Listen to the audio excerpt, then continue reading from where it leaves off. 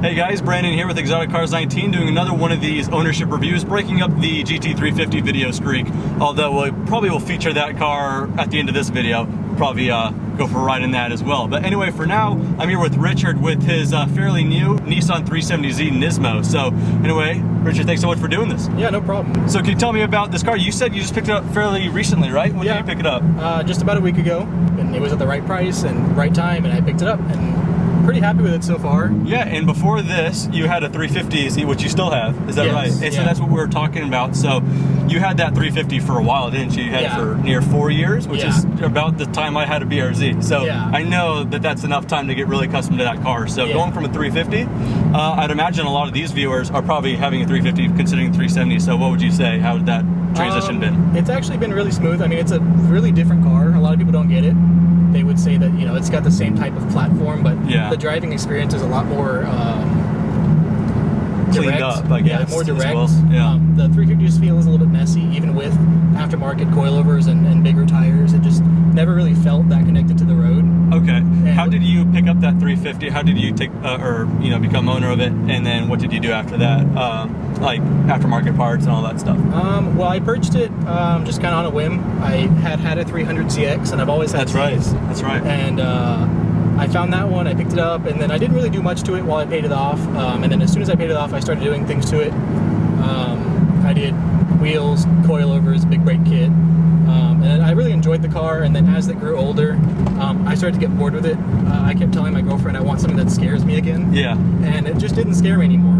And when I saw this, I was like, you know what, let's do it. So you still have that 350, and what were your plans with that? You don't know if you're going to keep it, or if you do? Yeah, I'm just kind of back and forth. I haven't really decided if I'd like to keep it and make it a track toy and make this my daily, or kind of do it the other way around where I make it a little bit more daily usable, raise it up, you know, put some more reasonable wheels and fitment on it, and then make this my track toy. I think as time goes by, I'll figure out which one I like more for different reasons. But for the past week, that one's probably been sitting still. You probably just been tired in this one. It hasn't moved. How much do you think you've driven this in the last week? I already have 400 miles on it. And so with this car being the Nismo pack, what does that all include? So it's really a suspension, aero, and a slight power modification. Okay. The regular ones have 330 horsepower. This has 350. It's got Nismo's tuned suspension. It's much stiffer, and then it also has all of the aero. So it's got the big wing, the aggressive front aero. So everything from the outside cosmetically is factory? Yes, everything on this is stock. It also has the raised forged 19-inch wheels, which are good-looking wheels too. Yeah, they're a lot. They're really pretty light. They're 21 pounds each, and then to get 19 by 10 and a half, that's pretty light. Yeah. What were you saying about the exhaust as well? Is this all stock as well, or just tuned from Nismo? Or? So from the factory, it's a tuned Nismo exhaust. So as it is, it would be louder than a stock 370.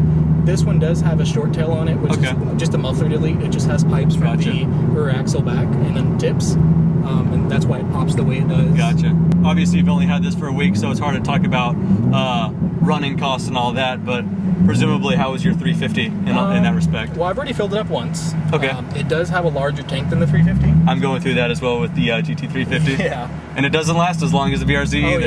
Yeah. The 350 had a 16-gallon tank. This has a 17-gallon.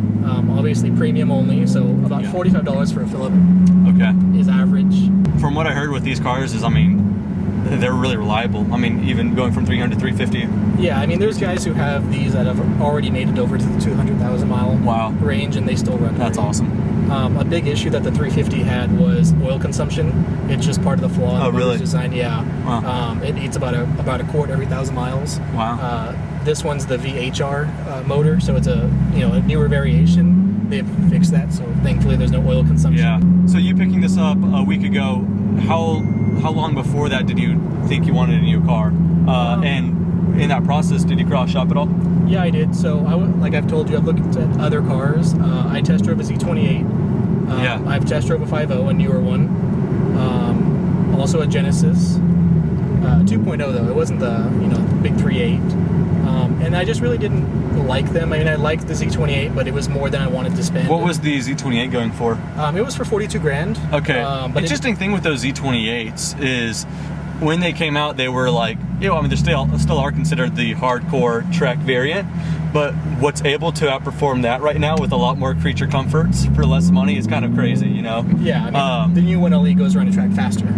Yeah. Which is amazing with, 50 less horsepower. Do you plan on doing any track at all? Light or moderate with this? If I can find some autocrosses, I'll probably go and have some fun. But as far as a track day, it kind of just depends. I have some buddies who go out to Harris Hill every couple months, and if they invite me, I'll go. Just curious, seeing if I get this guess right, what would be your next car past this? If you had a, let's say, money no object.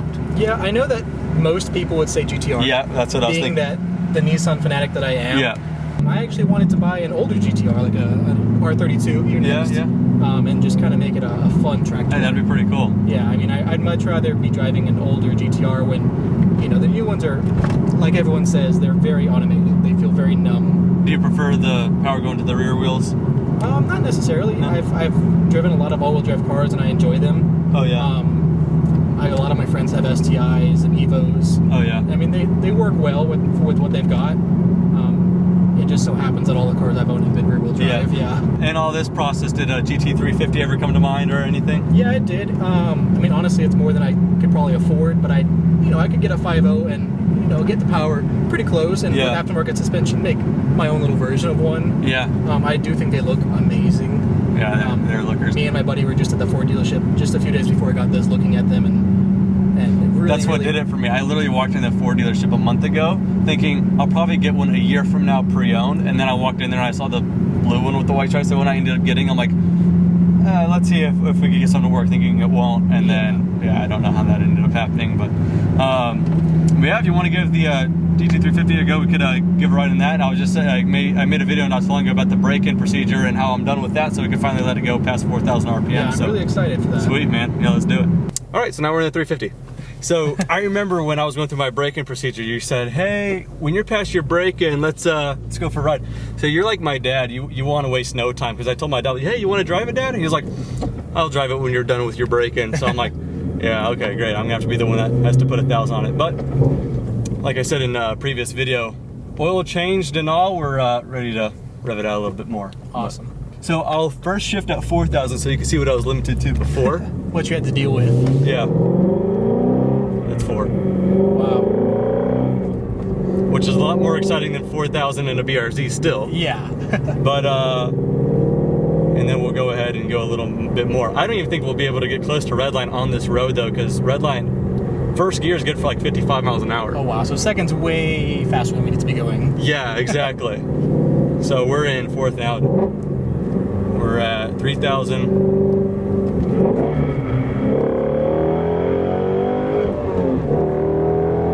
What do you think we got to as far as RPM?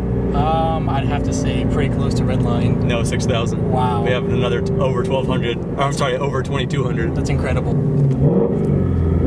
Slow it down a little bit here, see if I can get it to first.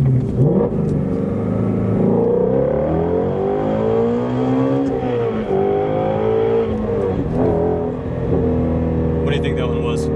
Like 7? 75. Wow. That's awesome. It's got so much grip for having as much power as it does. Yeah, no, these Super Sports are awesome. That's one thing some people were asking about, like why I didn't get the R, and I think we were talking about it before. Mm-hmm. The Cup 2s need good amount of heat in them to be as good as they are, and they're great tires, practically slicks. But for as often I'm going to be driving this, I mean, I'm experienced with the Super Sports on like the Stingray. I love the tire. Yeah. It's a great tire.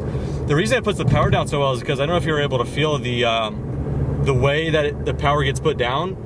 It's actually kind of like the BRZ. That's probably the last comparison I'll make with the BRZ, but that is that the torque isn't really below 3,500 RPM. It takes a while, and once you get to about 4,000, it'll kick in. So at that time, you're already going fast enough to where the tire's not going to go from underneath you. The Corvette, on the other case, makes torque everywhere. Yeah. So it actually will spin the tires up a little bit, even with traction on, if you gun it at any time. So I kind of like the torque delivery of this. Yeah, I mean, it's night and day from the Z28. I mean, there is no, even with the tires it has, there's no traction. Yeah. You take off in first like that, and it's going to be fun.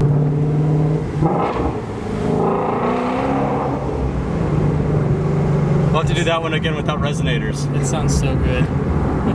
It's crazy how much quieter it gets when you roll the windows up, too. Oh, yeah. Even with valves open, the sound editing is much better than I thought.